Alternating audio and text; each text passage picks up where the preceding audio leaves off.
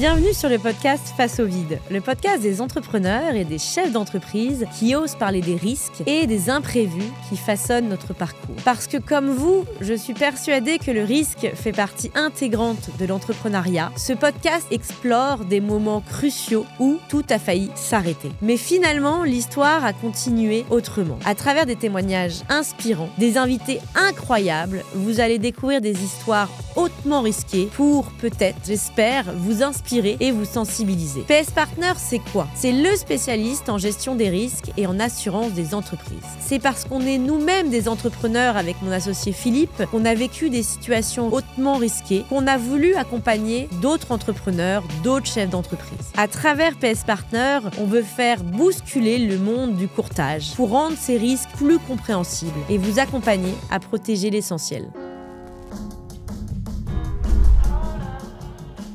Bonjour à tous, je suis ravie aujourd'hui de recevoir Pablo. Est-ce que tu peux te présenter, me dire un peu ce que tu fais, ton parcours? Salut Ségolène, merci beaucoup de m'avoir invité.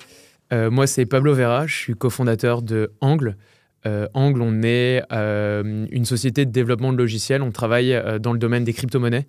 Notre métier c'est de développer des protocoles, des produits financiers qui ont pour vocation d'être échangés sur des blockchains. Donc c'est un truc qui peut paraître un peu nébuleux comme ça, mais on essaie de développer les instruments pour la finance de demain, pour construire une finance qui est plus efficace, plus rapide, plus transparente que le monde financier qu'on connaît actuellement. Ça fait à peu près 4 ans qu'on a lancé Angle. Avant, moi, j'étais simplement étudiant, je suis ingénieur de formation. Ok. En l'espace de 4 ans, dans le domaine des crypto-monnaies, on a eu le temps de vivre un peu avec notre écosystème, de connaître des très hauts et aussi des très bas. Aujourd'hui, on est une entreprise d'à peu près 15 personnes, un peu plus, avec 2 grandes product lines sur lesquelles on a fini par converger après tout ce temps. C'est quoi ces 2 product lines? Notre premier produit phare, qui est notre produit un peu historique, on développe des produits d'épargne auxquels les gens peuvent souscrire sans aucun frais de transaction. Les gens peuvent rentrer, sortir de notre produit. C'est un peu comme des livrets A qui te payent du 3%. Bon, il se trouve qu'on paye un peu plus que du 3%. Et en investissant dans notre produit, on est capable de montrer toutes les contreparties avec lesquelles on est capable de générer du rendement. Donc, c'est un peu un produit d'épargne 2.0. Okay. Ça, c'est le produit initial C'est le produit initial qu'on a. Au départ, on n'avait pas exactement ce produit-là. On développait des stablecoins. Mais ces produits d'épargne sont très liés aux stablecoins qu'on développe. Okay. Donc ça, c'est notre premier produit. On a donc un produit d'épargne euro, un produit d'épargne dollar, avec à peu près des encours à 50 millions dans notre produit. Et le deuxième produit sur lequel on est, qui marche, qui est plus compliqué techniquement à mettre en œuvre, mais sur lequel on a, je dirais, un market fit beaucoup plus important, c'est un produit, on a une solution, un logiciel qui permet aux gens qui développent comme nous des produits financiers sur la blockchain de grossir la distribution en termes d'utilisateurs. En fait, c'est un peu comme si demain, tu es Uber, tu te lances dans une ville, tu as besoin de faire venir des chauffeurs, tu as besoin de faire venir des clients, enfin des gens qui vont prendre des courses. Donc, tu vas leur donner des incitations pour qu'ils viennent, tu vas leur faire des coupons, tu vas donner des petits bonus aux chauffeurs qui prennent des courses. Et nous, on offre ce type de service-là, donc le type de coupons, des programmes de rétention, de fidélisation, as a service pour des protocoles, des gens qui lancent des produits financiers sur des blockchains. Eux attirent des clients. Pour qu'eux attirent des utilisateurs. Et que moi, typiquement, demain, je me connecte sur telle ou telle appli parce que j'ai reçu une promotion, etc. Et donc, toi, tu es je suis la plateforme. La plateforme qui permet ça. Eux, ils viennent nous voir en me disant « J'ai envie de mettre mon programme de fidélité qu'il est à peu près telle forme.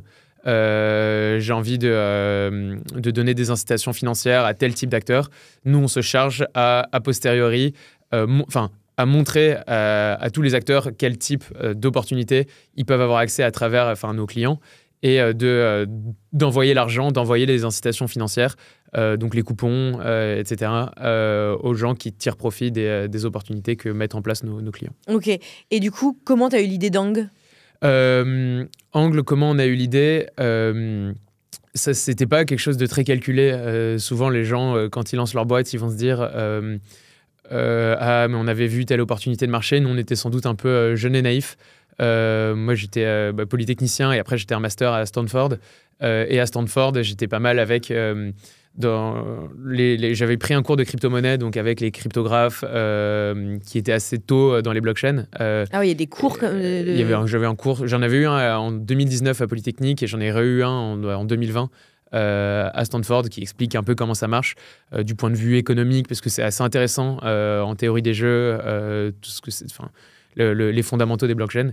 Et donc après avoir pris un cours à Stanford, je me suis dit, c'est un peu là ce dans quoi j'ai envie de travailler, parce que c'est à l'intersection de domaines dans lesquels qui me plaisaient pas mal. C'est à l'intersection de l'économie, c'est à l'intersection des mathématiques appliquées et de l'informatique, qui sont globalement trois trucs. Quand on est ingénieur français, c'est des sujets qu'on a fini par plutôt bien toucher. Et donc je me suis dit, ok, j'ai envie de travailler là-dedans.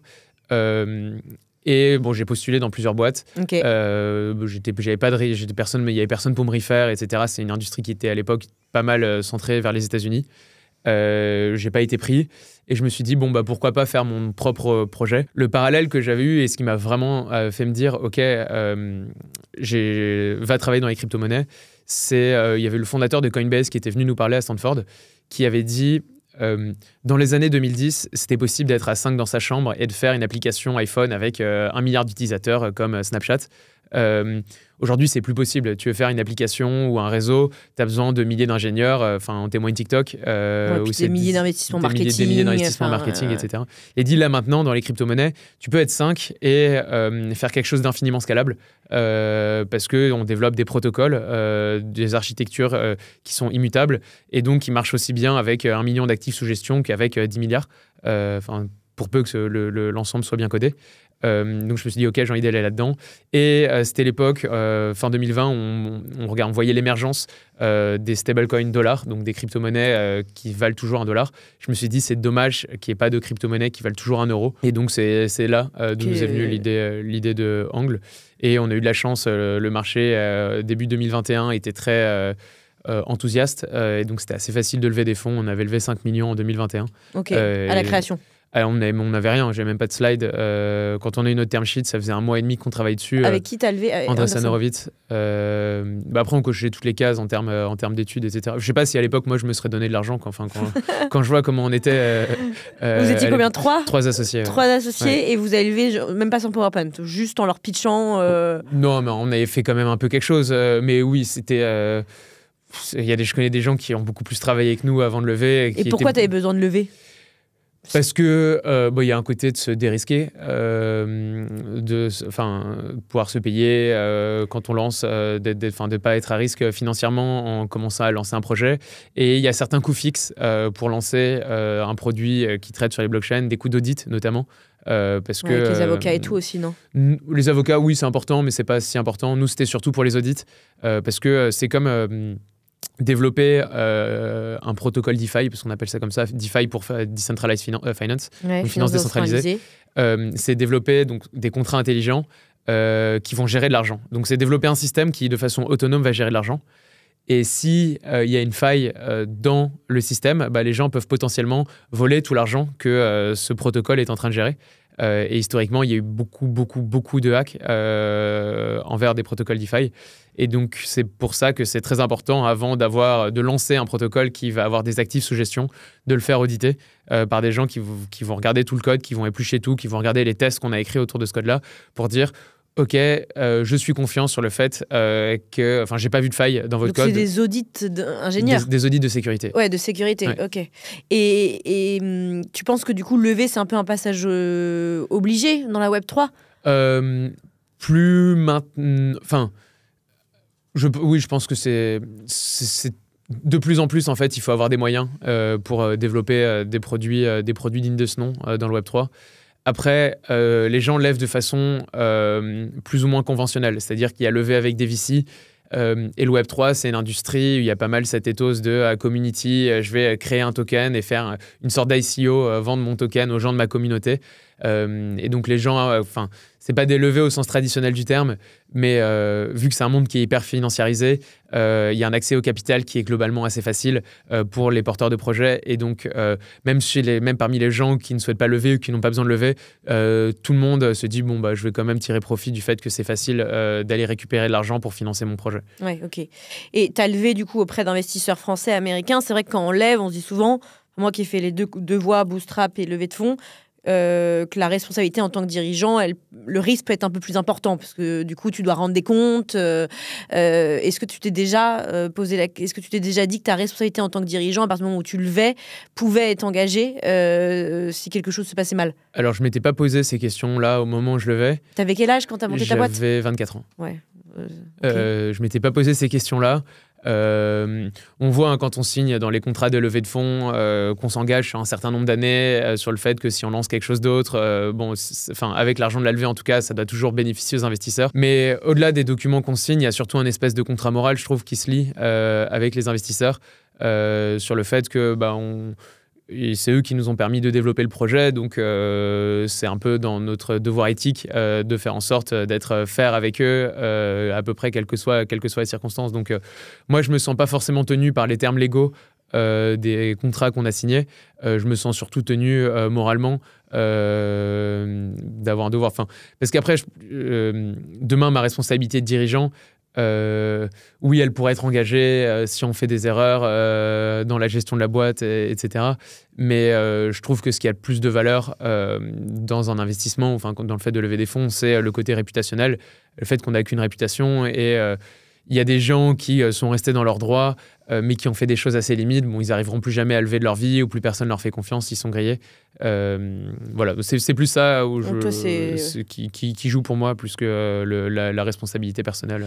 Mais pourtant, à ton avis, quand même, dans le monde de la finance décentralisée, le DeFi, le Web3, quand même un sujet, c'est très compliqué à comprendre, mais elle s'arrête où la responsabilité des boîtes? Parce que... Alors, ouais, c'est ça qui est... Il y a beaucoup de gens qui jouent vraiment là-dessus. C'est ce qui me pose pas mal de problèmes. Avec certains projets que je vois, certaines entreprises qui se lancent là-dessus dans l'industrie, c'est que, comme son nom l'indique, la DeFi, c'est décentralisé. Bien souvent, c'est pas décentralisé. Et donc, les gens disent « je lance un protocole décentralisé ». Mais la notion de décentralisation, ça n'a pas beaucoup de sens. Qu'est-ce que ça veut dire qu'un protocole est décentralisé ou non?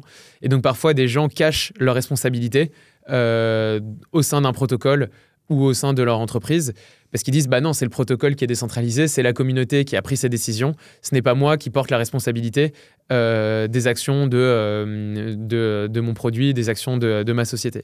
Et ça, tu verras beaucoup de gens se réfugier derrière ça, parfois à juste titre, parce que leur protocole est vraiment décentralisé et même s'ils ont l'influence, c'est pas eux qui sont à l'origine des décisions qui peuvent être prises. Et donc, si toutes les décisions étaient approuvées par une communauté d'actionnaires, par exemple, d'actionnaires, on appelle ça des token holders, même si ces décisions étaient approuvées par une communauté, ils peuvent dire oui, je l'ai proposé, mais tout le monde a voté, donc c'est un peu la responsabilité de tout le monde. Et c'est pas que ma responsabilité. Ok. Et ça, c'est et souvent, les gens font ça pour des raisons légales. Pour cacher, diminuer leur responsabilité en tant que dirigeant, ils vont dire non, c'est le protocole décentralisé qui a pris sa décision. Et il y a très peu de jurisprudence sur qu'est-ce qu'est un protocole décentralisé ou non.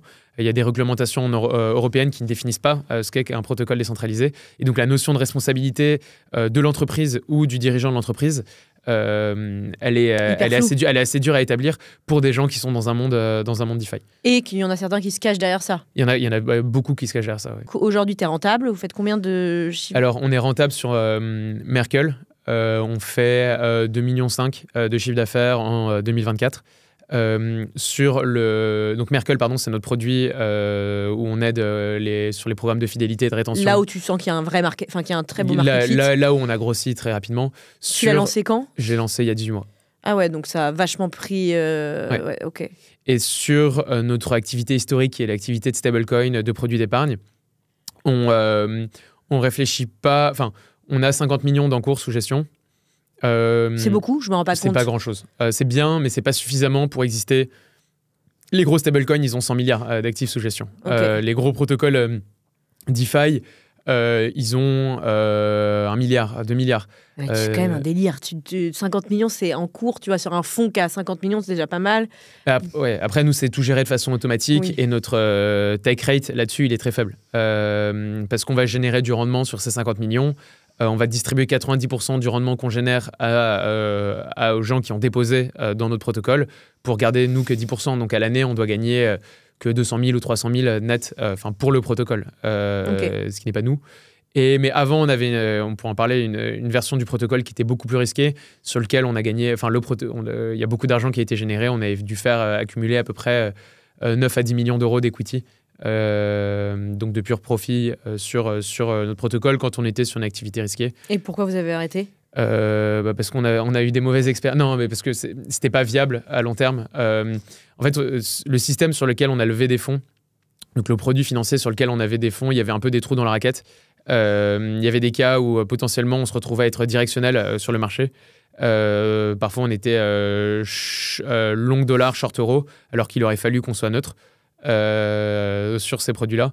Donc on a eu de la chance parce que quand on était exposé au dollar, le dollar s'est plutôt apprécié par rapport à l'euro, donc on a gagné de l'argent par rapport à ça.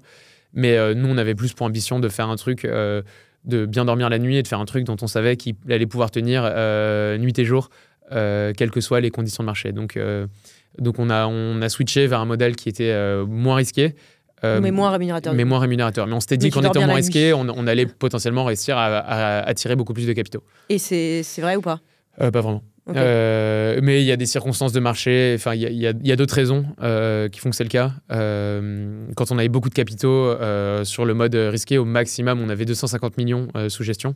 Donc, quand même, mais c'était parce qu'on rémunérait beaucoup plus les gens qui rentraient dans le protocole. On leur donnait des tokens de notre système, donc on leur donnait quasiment des actions de notre boîte. On faisait un mécanisme de fidélité, un peu c'était notre mécanisme de fidélité. Ouais. C'est comme ça que tu as eu l'idée. C'est comme ça qu'on a lancé Merkle. Ouais. Ok. Est-ce que tu as eu un moment, et je crois que oui, où ta boîte, du coup, Angle, est passée à un fil de la faillite ? Tu m'en parles ? Ouais. En fait, c'est 2 moments, mais concentrés sur 4 jours. C'était quand ? C'était en mars 2023, du 9 au 13 mars 2023. Ok. Donc il se trouve qu'à l'époque, on avait 80 millions sous gestion. Pas sur le produit Merkle, sur le non, produit... le produit Merkle n'existait pas à l'époque. Okay. 80 millions sous gestion dans notre produit d'épargne, nos stablecoins. Et notre argent, il était prêté à diverses contreparties et il avait différentes formes. On possédait des actifs qui nous étaient fournis par d'autres prestataires, d'autres émetteurs en réserve.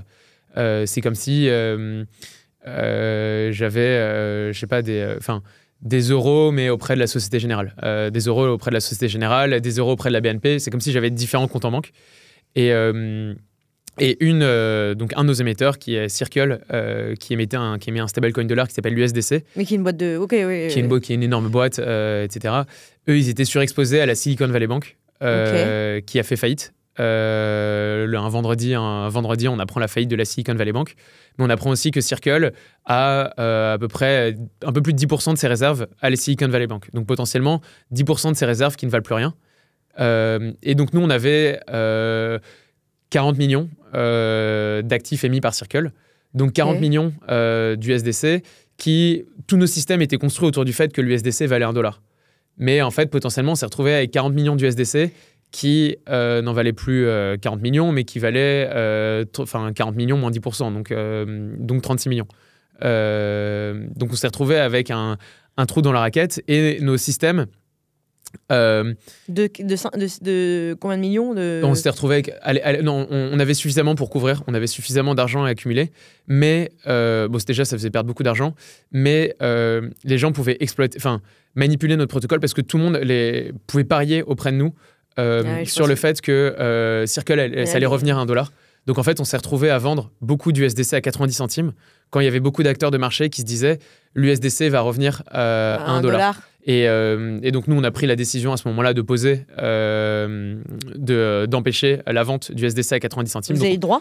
Pas le droit, on avait un mandat avec une de nos adresses. On avait le droit de faire ça. On ne pouvait pas faire plus en termes d'action, mais on avait le droit de poser certaines fonctionnalités du protocole. Et donc, quand on a vu qu'on commençait à se faire, pas exploiter parce que c'était codé tel quel, mais qu'il y avait des gens qui commençaient à nous arbitrer, à parier contre nous, à notre insu, on s'est dit, OK, on arrête tout. Et donc, on a fait les comptes, on a perdu à peu près 700 000 euros ce week-end-là. Donc, en 24 heures, tu perds 700 000 euros. Ouais. Sur une décision qui n'est même pas de toi, qui vient du fait que la Silicon Valley Bank coule et donc du coup Circle. Mais on aurait pu perdre beaucoup plus d'argent si on n'avait pas pris la décision de poser nos systèmes. Et tu as pris la décision de poser je l'ai pris, on l'a prise le samedi. C'est le vendredi soir qu'on l'a pris le samedi matin à 8h du matin, 10h du matin, de se dire là, ce qui est en train de se passer, c'est pas normal. On pose. Mais tu aurais pu faire autrement que pas de poser ? J'aurais pu laisser les choses se faire. Ouais, mais tu savais que potentiellement... Ça gueulait, parce que quand on a pris la décision de poser, il y a des gens qui nous ont dit c'est pas normal, c'est pas les règles du protocole. Exactement. Ouais. Mais ça, tu avais le droit, notamment... On avait le droit, mais on aurait dû le défendre. Enfin, il y a des gens qui auraient pu venir nous embêter, nous dire pourquoi vous avez pris cette décision. Nous, on l'avait regardé, Donc des utilisateurs qui n'étaient pas contents, qui jouaient contre vous et qui disaient mais en fait, là, vous jouez pas le jeu. Exactement. Ok. Et donc le dimanche soir, on rédige un peu des post-mortem pour expliquer tout ce qu'on a fait pendant le week-end, les décisions qu'on a prises pour empêcher la Silicon Valley Bank, enfin l'action de la Silicon Valley Bank. Et il faut savoir que notre argent, nous, donc on avait des USDC, mais les USDC, on les prêtait à différentes contreparties. Et nos stratégies, on avait 3 contreparties, c'est des noms, c'était AV, Compound et Euler. Et nos stratégies, quand des gens retiraient de l'argent chez nous, ce qui se passait quand on leur vendait des USDC à 90 centimes, on le retirait de l'endroit où on était le moins bien rémunéré. Donc on avait 80 millions au début du week-end et on avait cette petite contrepartie qui s'appelait Euler dans laquelle on avait 20 millions. Donc on avait 20 millions mais sur 80 millions, ce qui était une exposition qui était acceptable pour nous.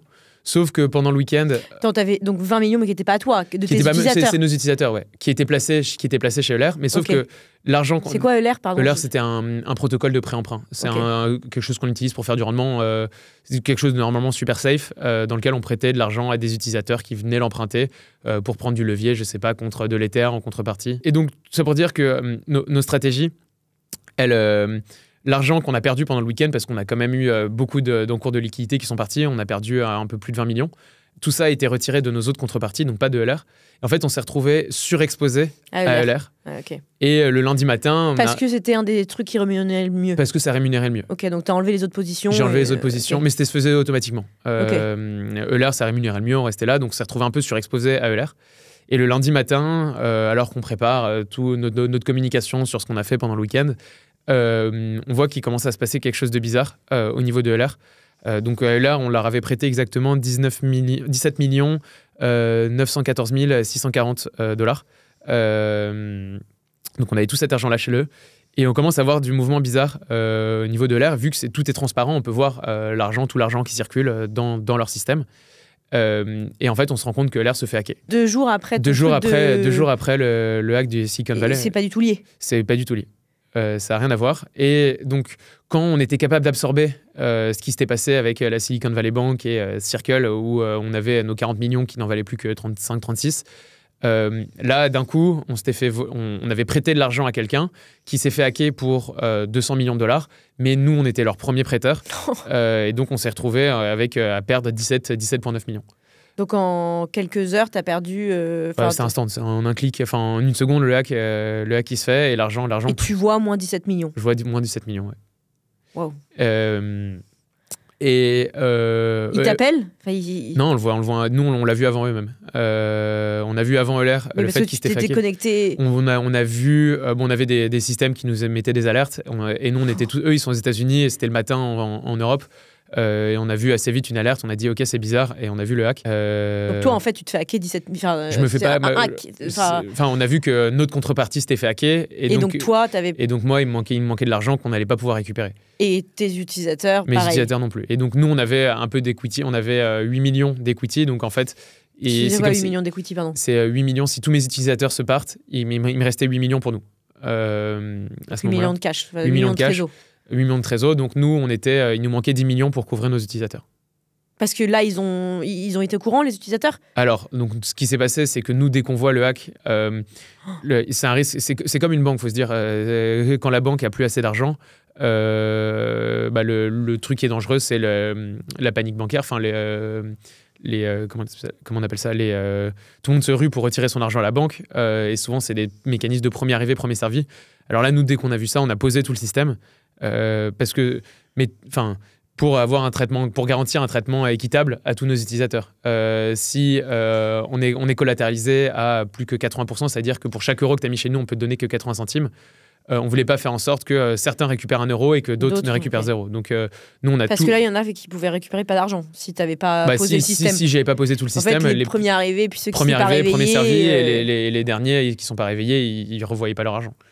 Mais pourquoi tout le monde sortait? Parce que, parce que si tu vois que ta banque elle est en faillite, tu vas aller retirer tout ce que tu peux de l'argent de ta banque. Ah oui, donc tu as des gars et ils ont reçu une alerte. Enfin, comment ça se passe? Donc nous on a posé tous nos systèmes. On l'a fait rapidement, mais on aurait pu être plus rapide. Il nous a fallu 1 heure à peu près pour freeze parce qu'on avait plein de points d'entrée dans nos produits, pour freeze complètement nos systèmes. Et après, nous, notre devoir, c'était de communiquer à nos utilisateurs tout l'argent qui nous manquait. Devoir légal ou devoir de conscience? Devoir de conscience, mais légalement, en même temps, si on ne le faisait pas, on aurait pu être un peu exposé. Et donc, on a communiqué le soir même de façon très transparente sur voilà tout notre actif, voilà tout notre passif, voilà exactement combien il nous manque. Donc, il va y avoir 10 millions de personnes. Il va y avoir 10 millions de pertes. Mais ce que je veux dire, c'est que souvent, quand on a des cas de faillite comme ça, d'entreprise ou de banque, il faut plusieurs mois avant qu'on se rende compte exactement de tout ce qui manque. Nous, au bout de, 5-6 heures, et parce qu'on a pris notre temps de bien formater tout ça pour que ça soit clair pour tout le monde, que les gens n'aient pas trop de questions, on était capable de sortir notre balance sheet avec exactement combien il nous manque pour nos utilisateurs. Donc c'est marrant parce que juste avant, j'ai interviewé quelqu'un qui était avec l'histoire Kerviel de la Sogé. Ils ont mis une année, enfin ça arrivait en fin d'année quoi. Donc toi tu me dis qu'en quelques heures tu avais la situation arrêtée, tu savais exactement combien il te manquait et ce qui s'est passé quoi. Et t'appelles qui quand tu vois qu'il te manque 17 millions? On a appelé nos investisseurs, on a appelé des avocats en fait, sur le truc où ça vient comme ça, on a pas mal gardé notre sang-froid. À ce moment-là, c'est bon, c'est fait. De toute façon, il faut réussir à sauver le plus possible, sauver le plus possible d'argent et à voir comment on peut, ce qu'on peut faire pour tirer le mieux de la situation, plutôt que s'appesantir sur ah non machin, ça s'est passé, on n'a pas fait gaffe. Et donc non, c'est pas de ton ressort. Un petit peu parce que une entreprise qui choisit, oui, on était surexposé, mais c'est notre fait. On aurait pu mieux coder notre système pour ne pas se retrouver surexposé à cette contrepartie. Cette contrepartie qui s'est fait auditer, il s'était fait auditer 10 fois leur code. Il y avait quand même une faille à 200 millions dessus. Ça veut dire quoi là par contre? C'est-à-dire quoi, ils se sont fait auditer 10 fois? Eux, c'était une faille de sécurité, le vol d'argent. Ah, ce que tu me parlais au tout début, comme quoi il faut faire des audits. Voilà. Ils avaient déjà 10 audits différents. Mais pourquoi ils n'ont rien fait, les gars? Ils n'ont pas vu la faille. Mais les auditeurs, ils leur ont dit? Non, les auditeurs n'ont pas vu la faille. Ah, ok. Ah, tu veux dire qu'ils ont des audits qui étaient clean en disant... Les audits étaient clean et les gens en bonne foi, ils disaient non, c'est bon, il n'y a rien dedans. Et il se trouve qu'il y avait quand même une faille que personne n'avait vue. Et donc c'était un attaqueur? C'était un hacker argentin. À la base, on pensait que c'était la Corée du Nord. Parce que la Corée du Nord, c'est les meilleurs hackers au monde. Okay. Au monde, ouais. Là, ils ont hacké, il y a 3 semaines, ils ont hacké 1,5 milliard, un échange centralisé, une bourse. Ok, donc là, donc là, ce gars avait hacké 200 millions, dont 17 millions à vous. Ouais. Et il vient...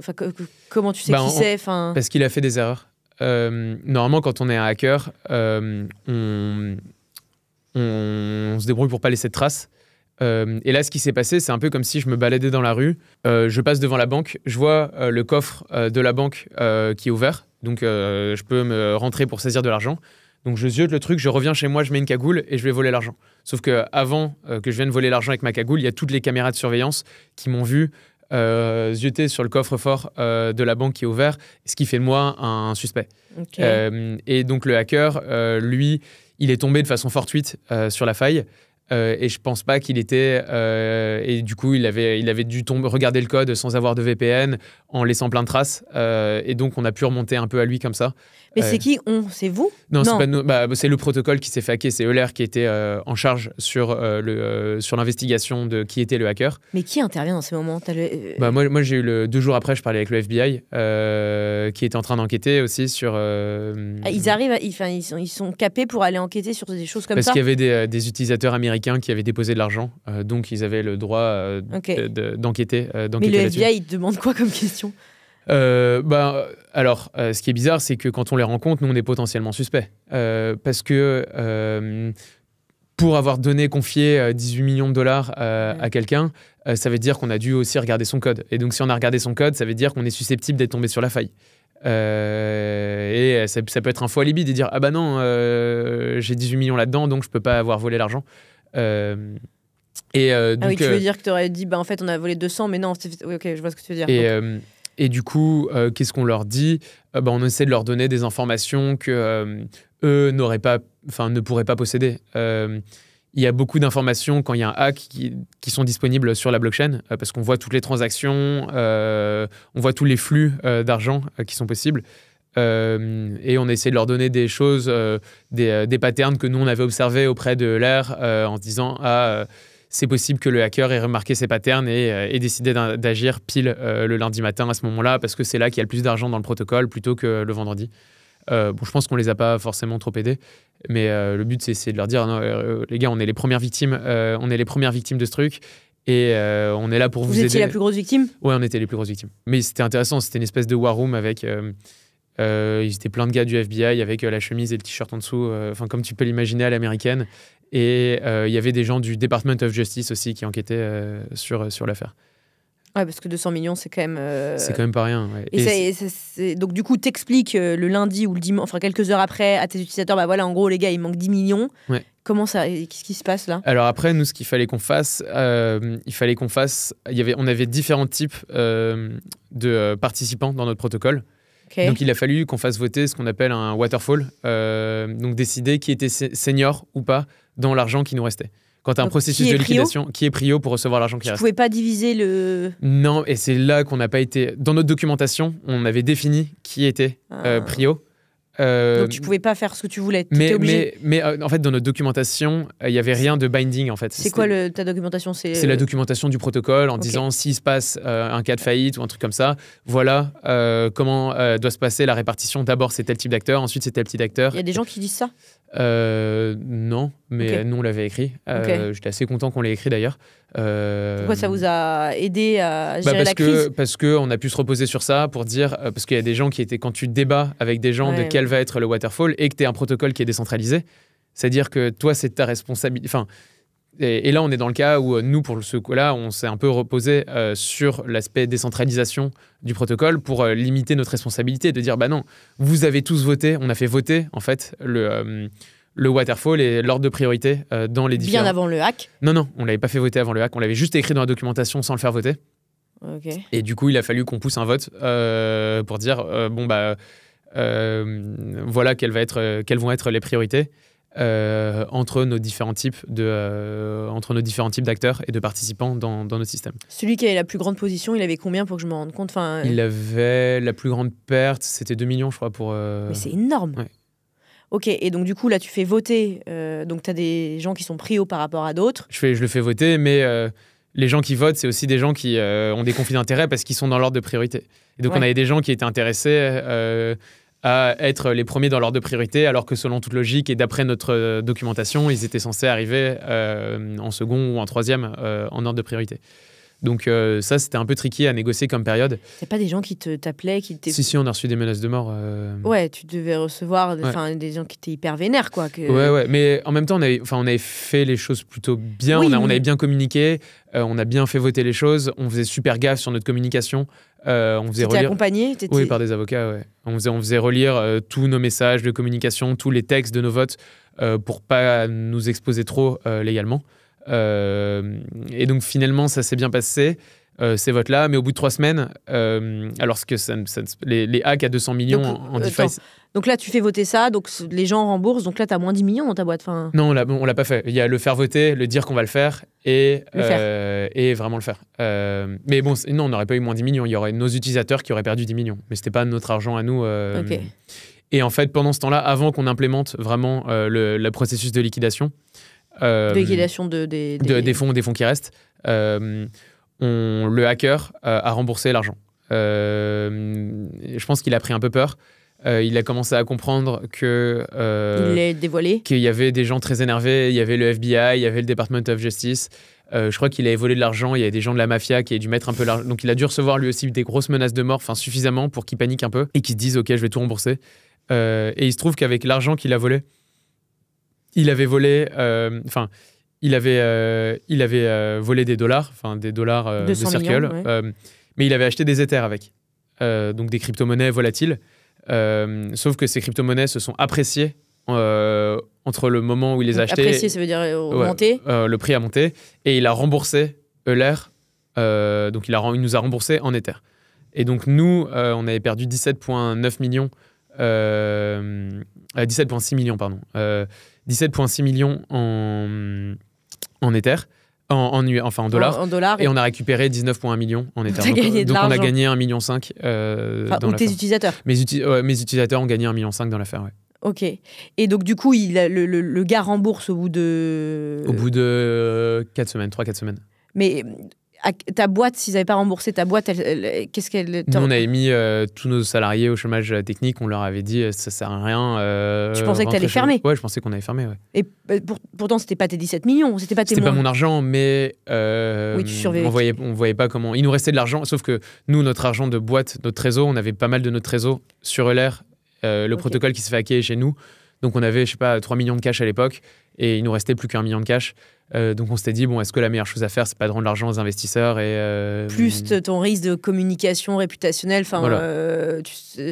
Et donc, vous remboursez, ça a été quoi l'impact de cette crise, toi en perso? Déjà, est-ce que ça a été... T'as l'air quand même hyper serein, enfin moi le FBI m'appelle, je suis en panique totale, ça a été quoi l'impact? Comment t'as géré ça avec tes associés, etc., pour rester serein, parce que j'ai l'impression que tu es plutôt resté serein. Ouais, on est resté assez serein tout le long en fait. On a accepté on a accepté tel que ça s'était passé. Et du coup, on s'était dit quel est le mieux qu'on puisse tirer de cette situation et le mieux qu'on puisse faire. Enfin, on va être pas mal jugé sur la façon dont on réagit à ces événements. Donc, on était résignés à sortir de ça, mais ça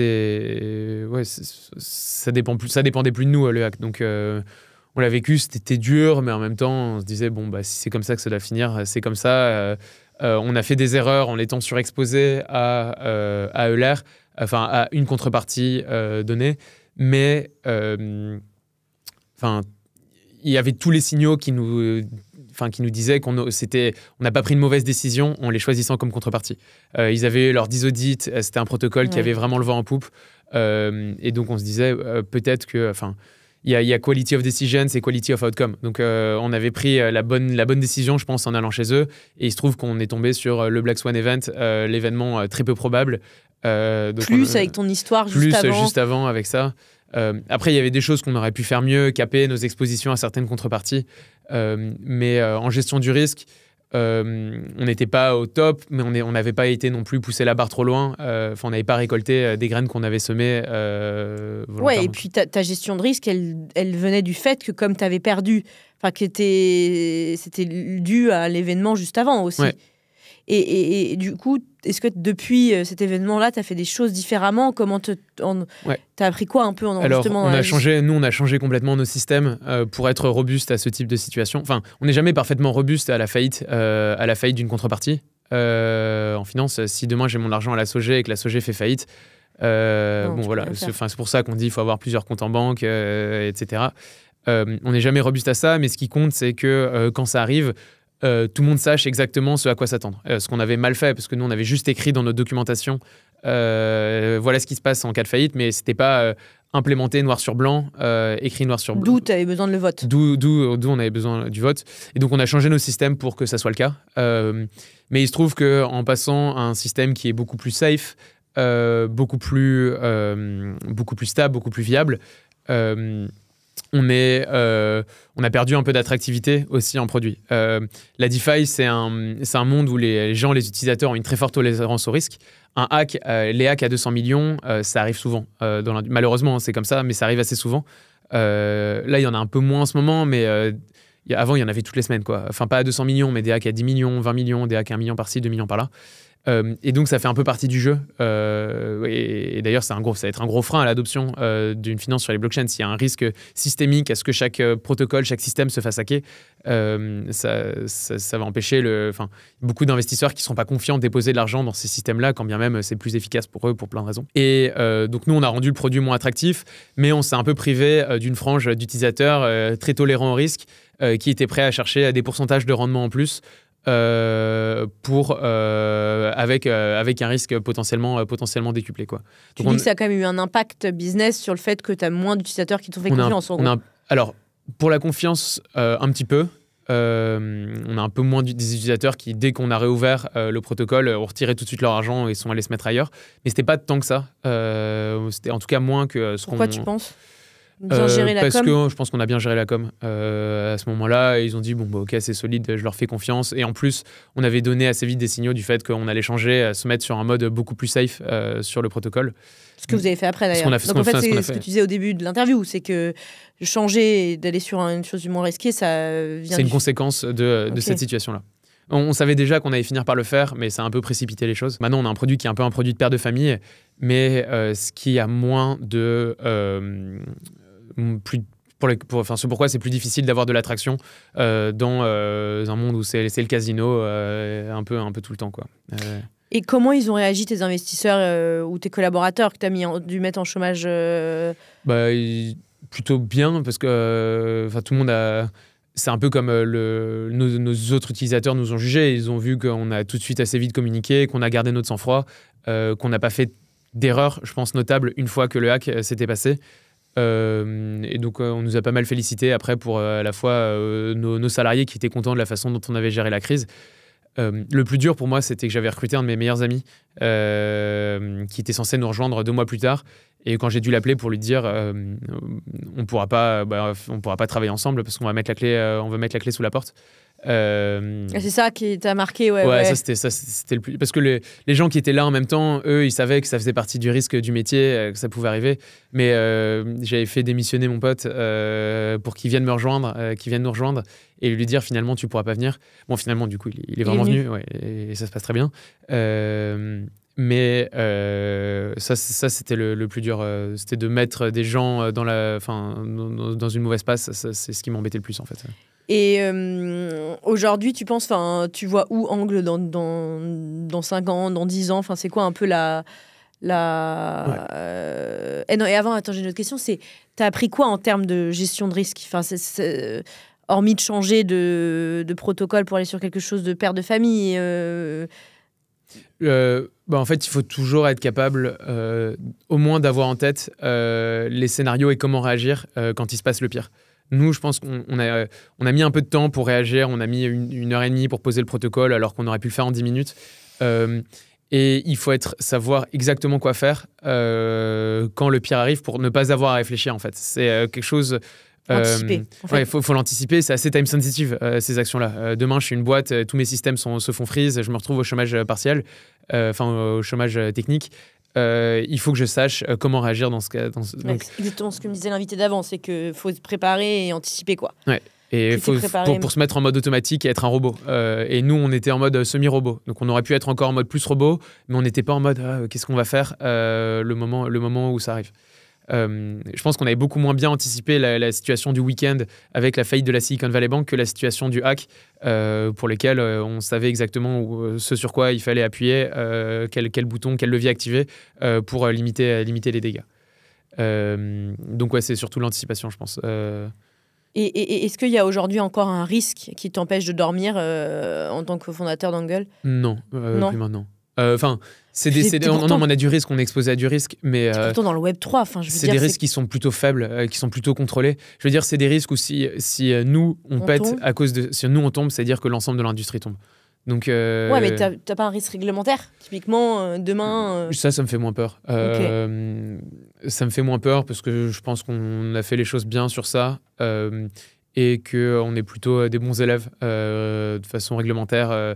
n'a pas fait des choses, on n'a jamais fait de choses qui sont manifestement illégales ou qui sont trop dans la zone grise de ce qui est légal ou ce qui n'est pas légal en tant que fondateur Web3. Donc moi, j'ai pas si peur que ça. Et du coup, tu penses que c'est quoi un peu vos ambitions avec Angle, avec les deux produits que tu as? Vous allez progressivement arrêter le premier ou pas? On est toujours dessus, mais nos efforts, on les concentre sur le deuxième produit.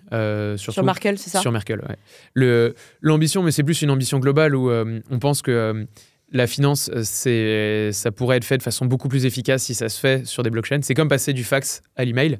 Et notre mission et notre but en tant que boîte, c'est de faciliter la transition de la finance comme elle se fait maintenant vers une finance dont le back-end est construit sur des blockchains, en gros.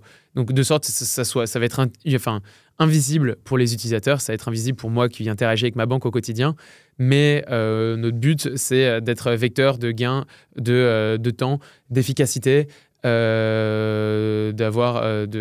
agilité, pour tous les gens qui construisent des applications financières. Donc, notre but, nous, c'est de faciliter cette transition.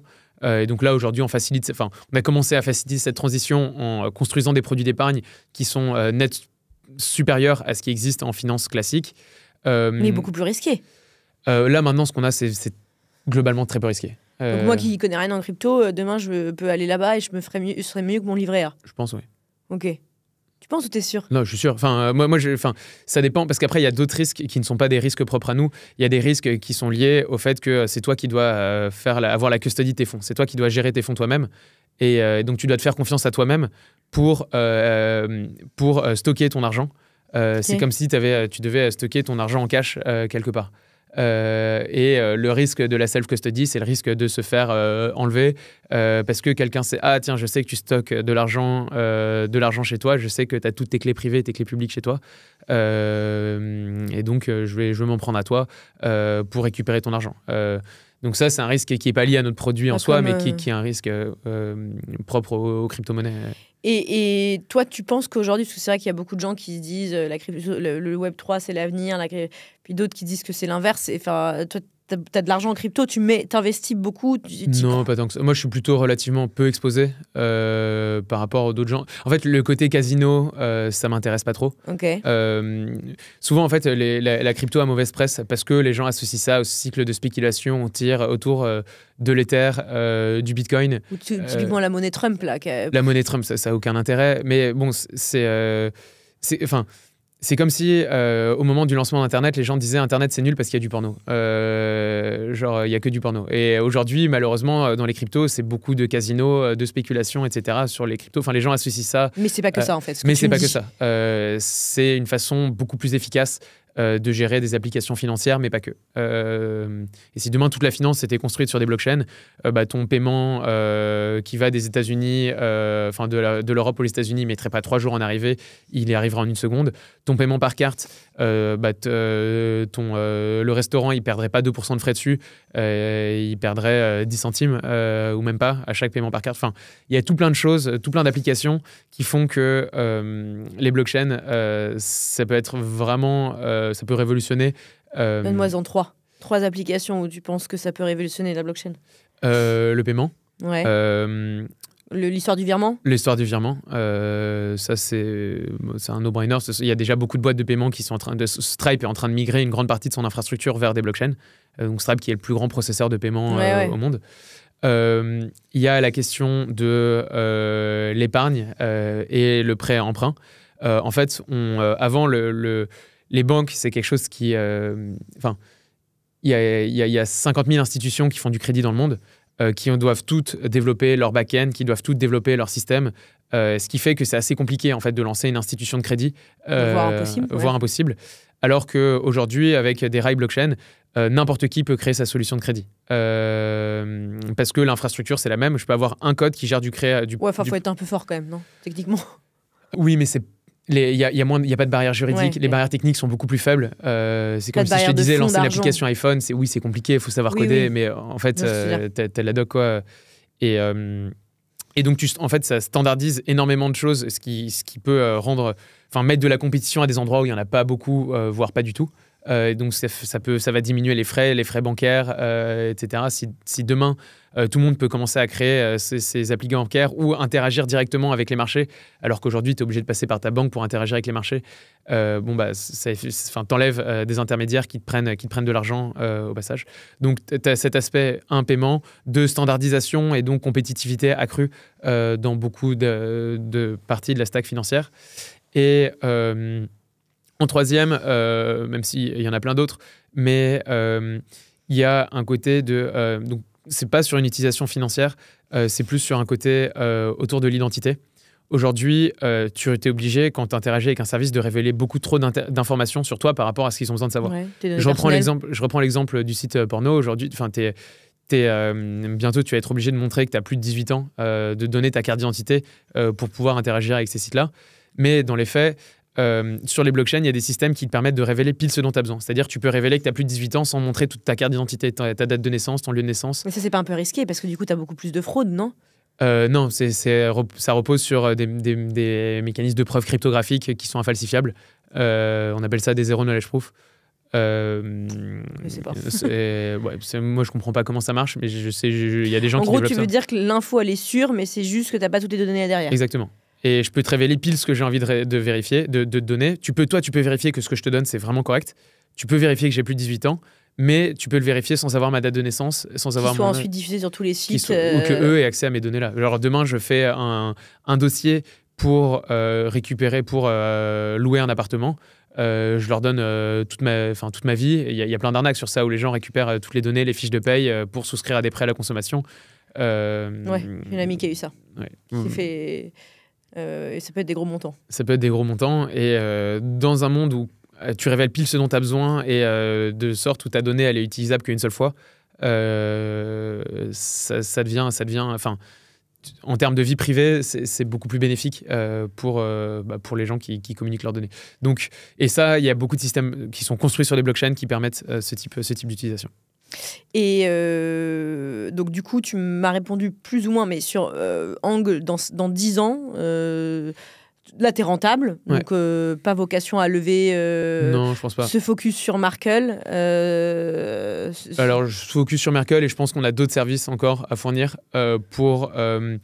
Il y a eu énormément de recherches, énormément de produits qui sont créés, qui servent pour le moment purement juste l'industrie crypto en tant que telle et qui ne sont pas forcément vers l'adoption de la finance sur les blockchains. Et donc, notre ambition, c'est de continuer à grossir des produits et développer des solutions qui font en sorte que y ait de plus en plus... qu'on permette vraiment ces gains d'efficacité à tous les acteurs qui bénéficieraient d'utiliser des systèmes blockchain plutôt que des systèmes, des vieux systèmes comme ceux qui s'utilisent. Ok. Et aujourd'hui, vous êtes 15, c'est que des ingénieurs chez toi ? Non, on a du sales, on a du marketing, on a du design. Ok, vous avez un peu de... Donc on est structuré comme une boîte classique, on a du customer success. C'est pas parce qu'on construit sur des blockchains qu'on n'est pas structuré comme une boîte dans le monde réel. Oui, mais comme tu prends l'exemple du gars de Coinbase qui a raison, où tu peux être 5, c'est juste que tu peux être beaucoup moins. Tu peux être beaucoup moins pour faire des trucs beaucoup plus gros. Beaucoup plus gros. Et d'ailleurs, je pense que l'avenir des boîtes, c'est faire parfois des centaines de millions à 20. Surtout avec l'IA maintenant. Tu utilises l'IA ? Oui, mais pas tant que ça. On l'utilise comme tout le monde, quoi. On est sur pour dire comment t'habiller le matin. Pour me dire comment m'habiller le matin. Ouais. Et pour gagner du temps quand on code, quand on a des templates de messages. C'est pas. J'aimerais bien réussir à insérer encore plus l'IA, plus profondément dans les fonctionnements de l'entreprise, parce que pour le moment, on l'utilise à la marge et pas dans le cœur. Ouais, pareil. Et je pense que c'est les premières entreprises qui arriveront vraiment à avoir de l'IA dans le cœur de leur qui système. augmente la productivité, qui est vraiment dans les process, etc. Parce que là, on doit augmenter la productivité, je sais pas, peut-être de 30% grâce à l'IA, mais on n'est pas sur un x10 encore. Alors que c'est juste une question de process et où est-ce qu'on met l'IA par rapport à où est-ce qu'elle est en ce moment. Et on va bientôt finir, mais ce serait quoi le conseil que tu donnerais aux entrepreneurs, aux chefs d'entreprise qui nous écoutent ? Tu as vécu quand même coup sur coup des situations extrêmement risquées où ta boîte a failli partir de l'autre côté.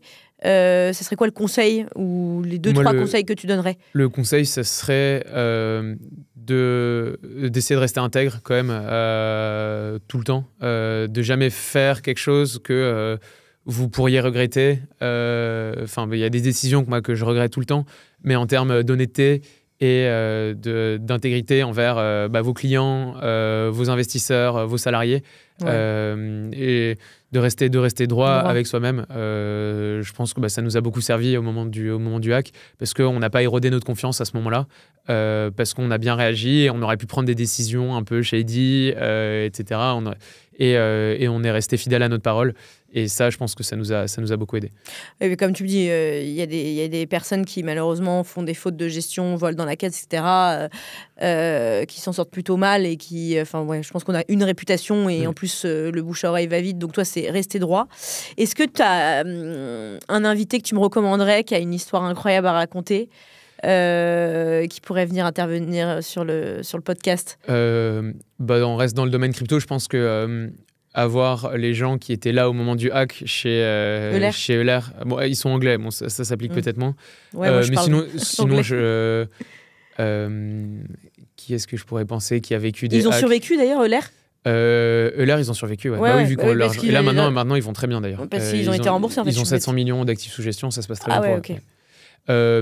Non, je pourrais te recommander Gaspard Pedrosi, qui lui s'est vraiment fait hacker son protocole DeFi, qui fait un peu comme nous, mais de façon, pas vraiment comme nous. Ça s'appelle Spectra. C'est connu dans l'écosystème crypto, mais pas connu forcément dehors. Et lui, il a vraiment vécu un hack qui, je trouve, ils l'ont plutôt bien géré. Et si tu as une boîte en crypto à suivre dans le Web3, tu recommanderais laquelle? Morpho. Morpho. C'est des jeunes, ils sont plus jeunes que nous. Moi, nous déjà on est jeunes, moi j'ai 28 ans, mais eux ils ont 4 ans de moins que nous. Et eux ils ont 6 milliards sous gestion dans leur protocole. Ils ont levé une cinquantaine de millions. Ils ont levé une cinquantaine de millions. Et ça fait quoi Morpho en 2 minutes? Morpho, c'est des concurrents de Euler. C'est des prêts décentralisés, c'est du peer-to-peer. C'est pas exactement du peer-to-peer, mais oui, c'est du prêt décentralisé. Ok. Écoutez, un grand merci Pablo, franchement c'était hyper intéressant. Merci beaucoup à tous. Est-ce que tu as un petit mot pour la conclue ou pas? Non, merci beaucoup Ségolène, c'était un plaisir. Allez, à très vite, merci beaucoup.